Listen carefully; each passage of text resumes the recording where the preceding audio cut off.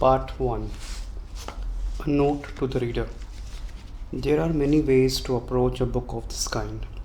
One way would be to plunge directly into practice, to take a headlong drive into do-it-yourself mode.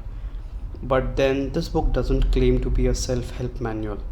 It has a strong practical orientation, but there's more to it than that. Another way would be to turn theoretical. But this book is not an exercise in scholarship either. I have never read any of the yogic treatises in their entirety. I never had to. I come from inner experience.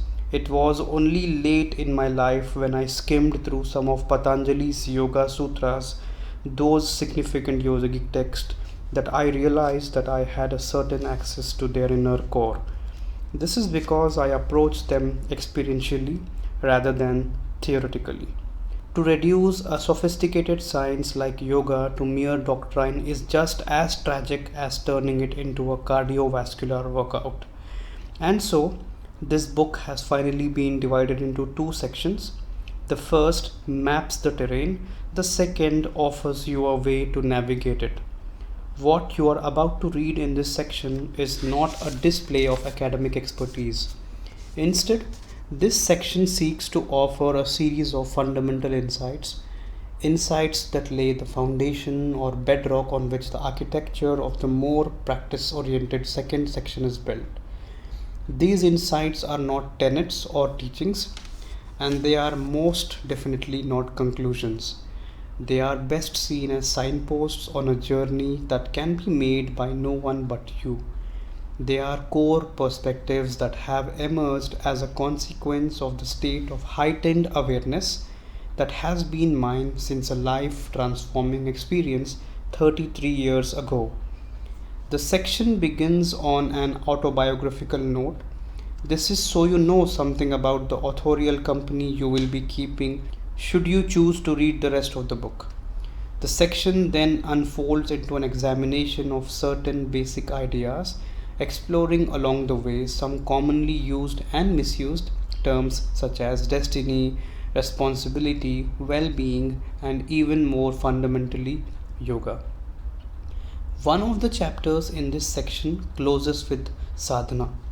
The word sadhana in Sanskrit means a device or a tool. These tools for exploration offer a chance for you as a reader to put the ideas discussed in those pages into action and see if the insights work for you. These sadhanas will recur much more frequently in section 2. I am often told by people that I seem to be a modern guru. My response to that observation is that I am neither modern nor ancient, neither new age nor old age. I am contemporary, and that is how every guru has always been. Only scholars, pundits, and theologians are capable of being ancient or modern.